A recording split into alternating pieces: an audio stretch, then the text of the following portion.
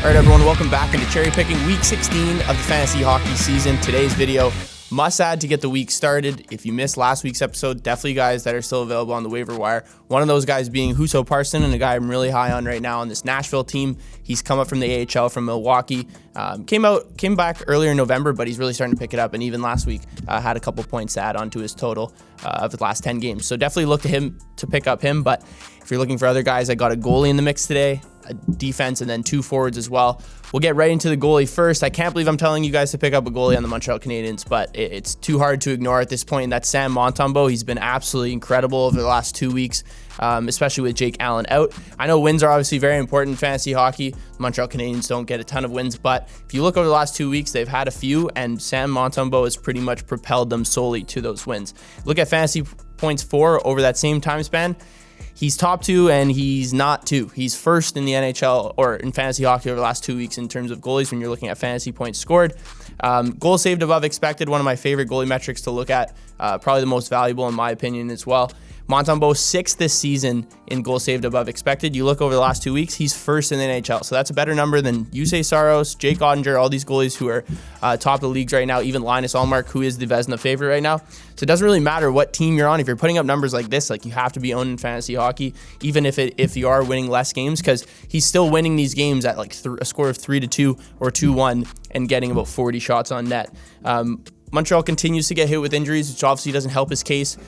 Cole Caulfield out for the season, but you can look at it in two different ways. Like obviously they'll have less offense to score, but if Montembeault keeps up this same kind of level of play that he's at right now, it's going to be 40 to 45 saves a night. And Jake Allen is supposed to be coming back relatively soon, probably by the end of this week. But I still think that St. Louis and even some of the management will let Montembeault ride out this hot streak. This is kind of like a make or break point for his career, and I think Montreal will let him. Being French too also helps playing in this Montreal team. So Sam Montembeault at just 17% rostered in Yahoo leagues is definitely someone you can keep an eye on if you're looking to pick up a goalie. All right, so I've always said in terms of fantasy hockey, looking at the Colorado Avalanche, there's probably like 4 guys you can really own, 4 or 5 guys, because they just hold up all of the volume on this team when it comes to offense, and then even in bangers leagues as well, hits and blocks, it still goes to the top 2 defensemen in Cale Makar and Devin Taves. But JT Compher right now, he is a guy that you could pick up in fantasy hockey. He's actually 26% rostered. I was pretty surprised looking at his numbers over the last 2 weeks, but at 26% rostered, definitely a very good option right now. For one, he's passing the eye test. Like if you're looking at him, his actual style of play on the ice, he's skating really well right now. Jared Bednar is putting a lot more faith in him as well. This is a guy that's on the ice for every situation. He's on the second power play, he's on the second forward line, and he's actually playing on the first penalty kill line as well. So he plays, that adds up to almost 20 minutes per game. And over the past 10 games, he has the 5th most ice time amongst all players on this Colorado team. And that's also showing up on the stat sheet as well. He has 7 points in those last 10 games. Might be tough to say that he's going to keep up maybe that point production with his shot attempt volume, but he plays on the second line right now with Nichushkin and Rantanen. These guys are playing really well right now. Rantanen's playing at a really high level, so I'll be surprised to see him move off that line. He's a guy that fits that role really well around really skilled players.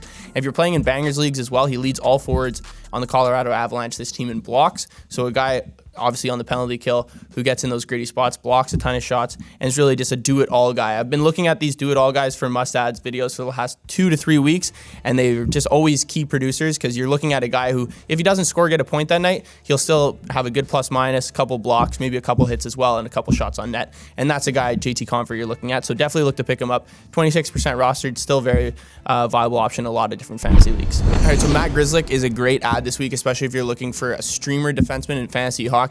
Definitely a guy that you can keep on your team to add as well for longevity. Starting to get tight on D right now if you're looking at the waiver wire, in my opinion, but there's always those guys who you can fill in for a week or two, and Matt Grzelcyk is definitely a guy. He's been an option like that for the entire season, and we're seeing over the past 10 games his production really go up. So over the past 10 games, he's 4th in the team in points. We're looking at 2 goals, 8 points over that span. It's only 2nd behind Charlie McAvoy and 4th amongst all players on that team, obviously. He's also 3rd amongst shots amongst defensemen, so Lindholm and McAvoy will carry that burden mainly, but playing on Charlie McAvoy or with Charlie McAvoy on that first D pair for Boston is key for his fantasy production. The one thing playing with Charlie McAvoy as well, I'm sure it adds a level of comfortability and safety for him. Like obviously play much more composed with a high skilled defenseman like that. One thing Boston does too is their D-men really skate out on the breakout. So one thing that you can kind of bank on is residuals off of assists coming off of a breakout if they are, whether it be on the power play, penalty kill, or even just 5-on-5 as well. Grzelcyk also a good option if you're looking in bangers leagues as well for blocks, hits. He does it all for this team. And then ±2, anyone on this Boston team is really a good option. He's plus 27 so far this year. So just another guy that you could stream this week. Defensemen are always going down with injuries.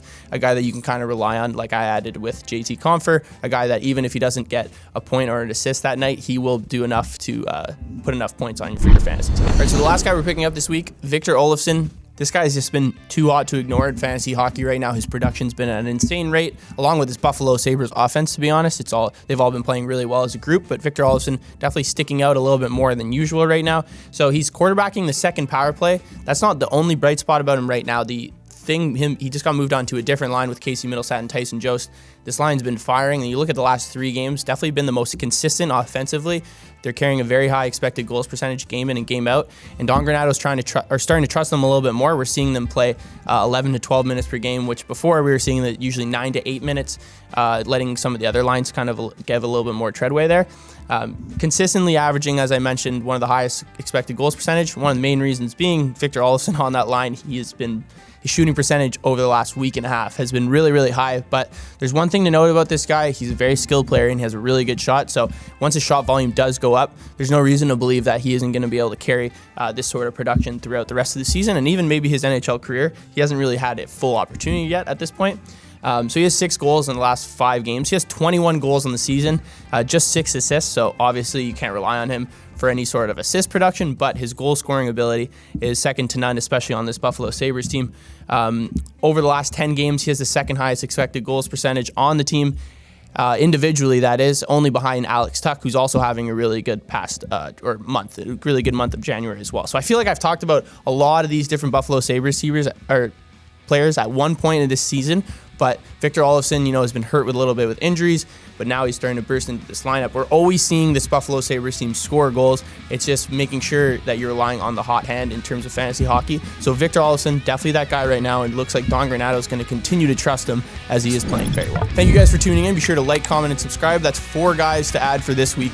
The next video is guys to drop for the rest of the season as well. There's always guys that are stuck on your lineup because of the name that they carry, but you got to look at their actual production. So I'll give you guys 4 players to drop in the next video, and I will see you then.